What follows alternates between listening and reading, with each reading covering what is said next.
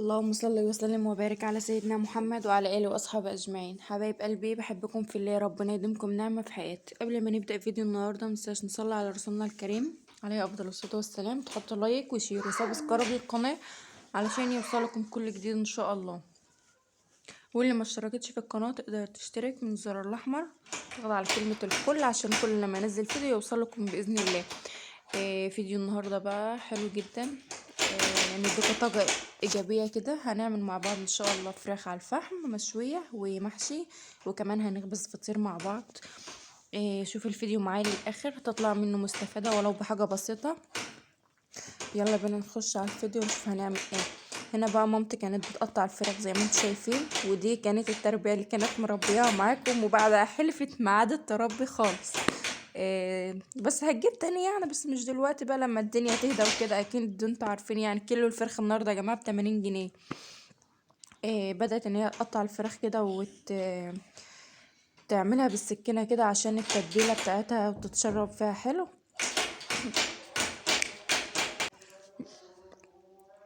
كده. قطعتها وخلصتها بقى وحطيتها كده التتبيله معاها بقى فلفل على بصل وطماطم، فلفل سبايسي كده، والبهارات بتاعتنا بقى معاها معلقه سكر، وبتحط معلقه ملح وجميع التوابل بقى اللي عندك، وشويه زيت كده على الوش. وبعد كده بتقلبها تقليبه حلوه، وخلاص هسيبها ليله كامله في التلاجة. هنا بقى بتعمل التسبيكه، بتقلل المحشي بتاعنا. تخرط بقى بصلتين حلوين كده مقلوظين زي ما انتم شايفين، بتقطعهم تقطيع ناعم او مكعبات زي ما انتم شايفين كده اهوت.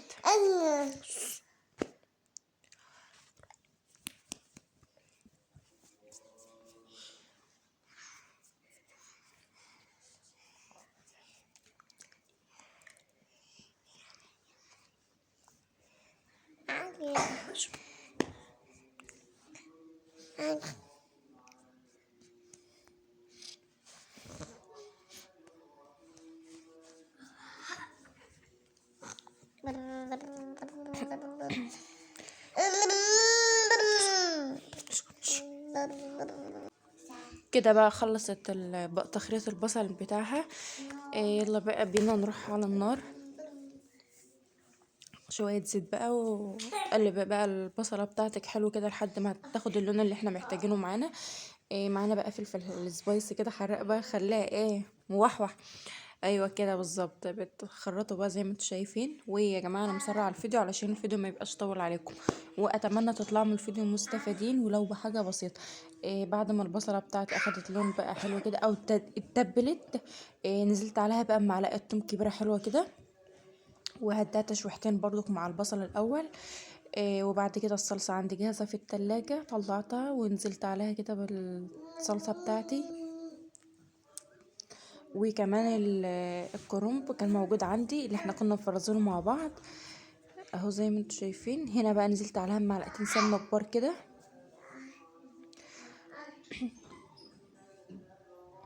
هنا بقى هنعمل في الطاجن ان شاء الله.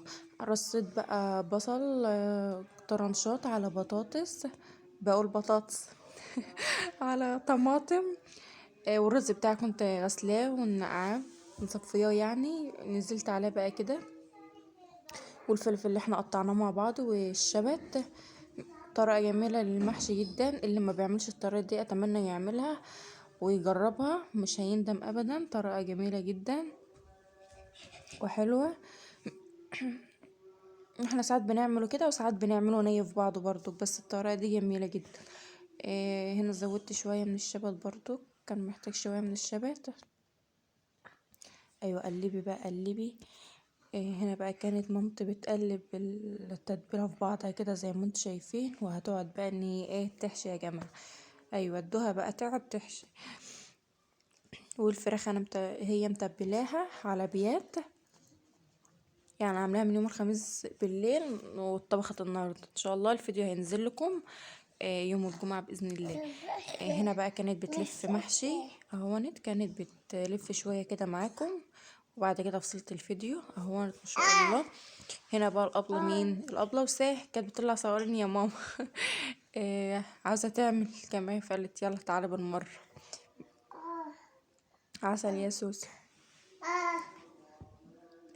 هنا بقى بعد ما خلصت الطاجن بتاعها هونت ما شاء الله، ورصته بالشكل ده. والفراخ كمان هي متبلاها على بيض. طلعناها بقى دي اللي هو تاني يوم اللي هو الجمعة بقى الصبح. طلعتها بقى هتاخدها غلوة او صدمة الاول على النار بالتتبيلة بتاعتها ديت، وبعد كده هتطلع تحطها على الفحم. خلينا الاول نولع على المحشي بتاعنا شوية ياخد غلوة على النار كده، وبعد كده بقيت تسويته هندخلها في الفرن. تمام كده.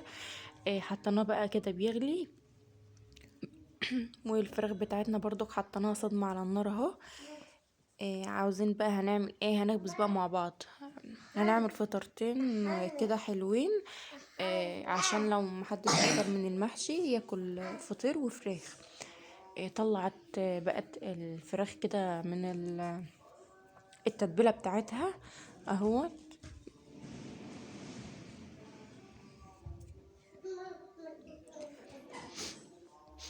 والمحشي بتاعي كان بدأ يغلي بقى. انا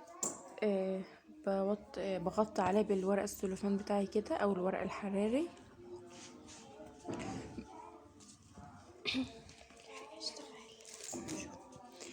طلعت بقى هنا ماما طلعت على السطح وولعت الفحم اهونت، وبدأت ان هي ترص الفراخ.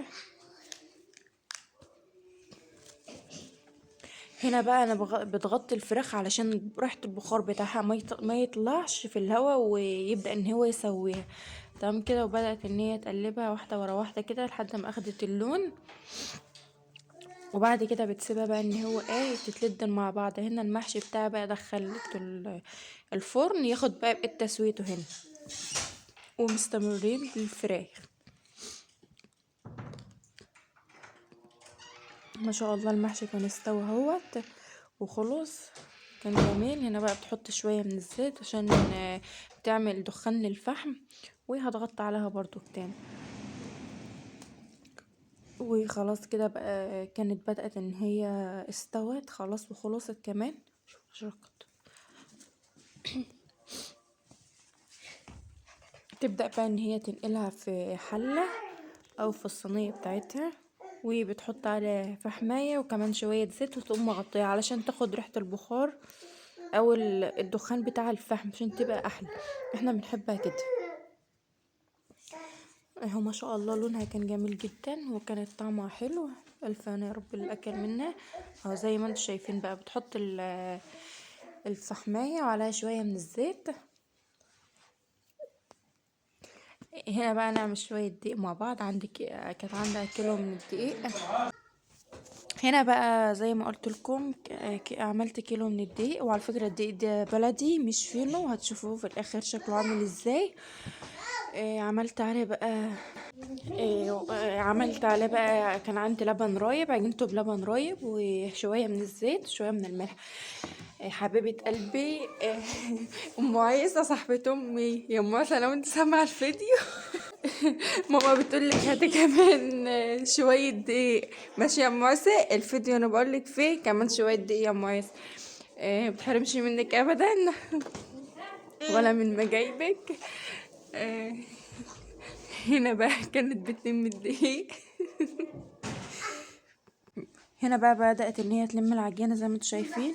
هتسيبها بقى ان هي تخمر شوية وترتاح يعني. بعد كده قرصتها هونت وكورت العجينة بتاعتنا. وبدأت ان هي بقى تبطبط فيها او تطبطب فيها زي ما تقولوا. بدأت ان هي تخبز بقى نتفاها كده اهوت.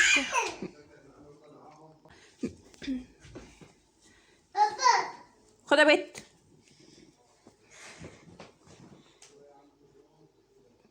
هنا بقى بتحط عرض.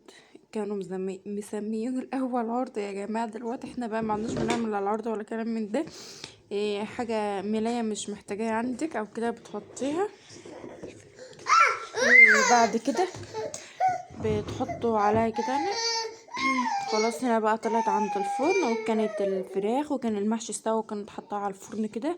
بدأت بقى ان هي تخبز في العيش وتحطه في الفرن كده. ما شاء الله كان جميل وطار زي بتاع الطباخ والله زي ما بيعملوا احلى كمان. ولو عندك شوية نشا او شوية كاستر حطيه في العيش وجربيه مش هتندمي. ليه عيش بلدي مش فينو. شايفين بقى كان طري وجميل ما شاء الله اهو. كان قابل ما شاء الله، كان جميل اهو زي ما انتوا شايفين.